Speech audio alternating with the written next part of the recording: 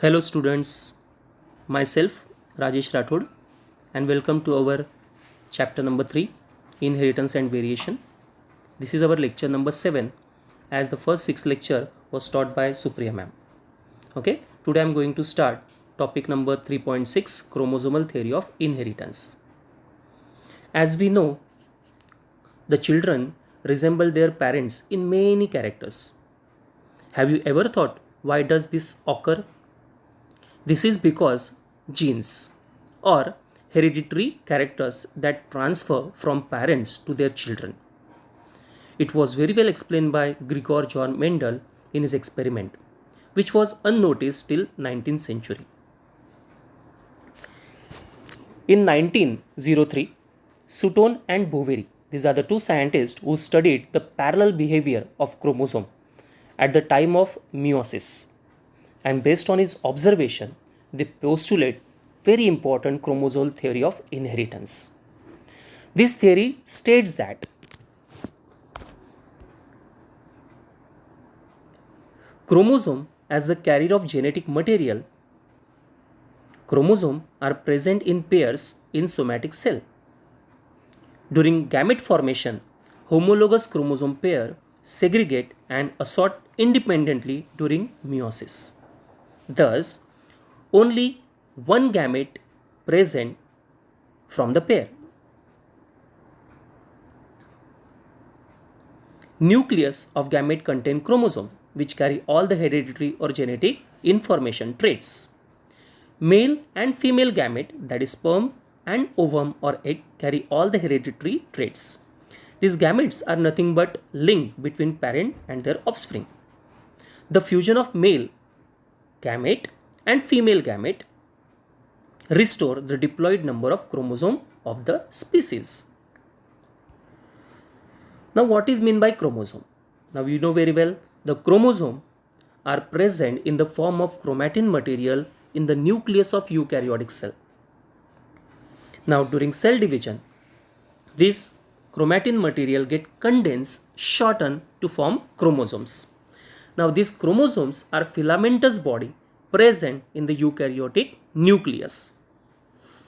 First time the chromosome was observed by Hofmeister in 1848 and the term chromosome was coined by Waldeyer in 1888. Now what is chromosome? So chromosome, it is nothing but a Latin word. It is derived from Latin word. Chroma means colored and soma means body.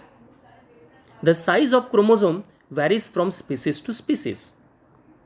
Each metaphase chromosome varies from 0.1 to 33 micron in length and 0.2 to 2 micron in thickness. The chromosomes are visible during cell division, especially in metaphase.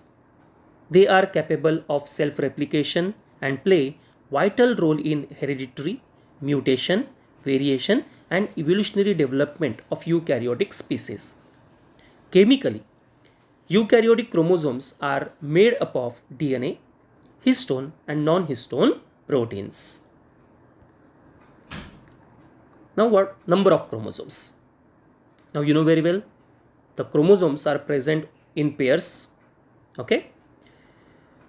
When the chromosome number in a cell, when the chromosome number in a cell is the exact multiple of primary basic number, then it is called euploidy. If complete set is present, then it is called euploidy. And euploidy includes monoploid or haploid when the chromosome present in a single set. Okay, for example, gamete. Diploidy. Diploidy means what? When the chromosome present in two sets. For example, our somatic cell. So in human, the 46 chromosomes are present and they present in 23, the set of 23.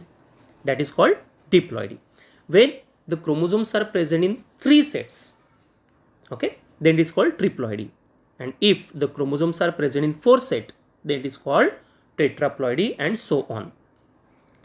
When the chromosome number is not the exact multiple of the haploid set, it is described as aneuploidy.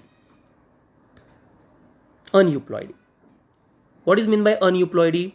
For example, if the chromosome number is more, for example, addition or deletion of one or more chromosome to the total number of chromosome is known as aneuploidy. The chart is given in front of you, so you can see that chart and you can understand. So ploidy, there are two types, euploidy and aneuploidy. Now what is euploidy? Just now I told you, euploidy means a complete set of chromosome is present, then it is called euploidy. And there are many types of euploidies are there. For example, if the single set of chromosome is present, then it is called monoploidy or haploidy. For example, gametes, sperm and ovum contain single set of chromosome, so they are known as haploid or monoploid. Then diploidy. Diploidy means what? If the two sets are present, then it is called diploidy. Okay, for example, our somatic cells. Polyploidy means if more than two number of sets are present, for example 3 sets, 4 sets, etc., etc., then it is called polyploidy. Okay, next, aneuploidy. Now what is aneuploidy? Already told you, addition or deletion of the chromosome from the set is known as aneuploidy. So aneuploidy is of two types, hypoploidy and hyperploidy. Hypoploidy means what? Deletion of the chromosome from the chromosomal set. Okay, so one or more chromosomes when deleted from the chromosomal set, then it is called hypoploidy. If single chromosome is deleted, then it is called monosomy. If two chromosomes are deleted from the set, then it is called nullisomy. Then hyperploidy. Hyperploidy means what? Addition of chromosome in a chromosomal set.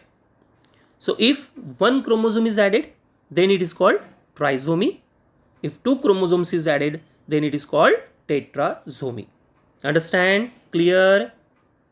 So that's all about today's lecture. I hope all of you understand this lecture. If you have any doubt, please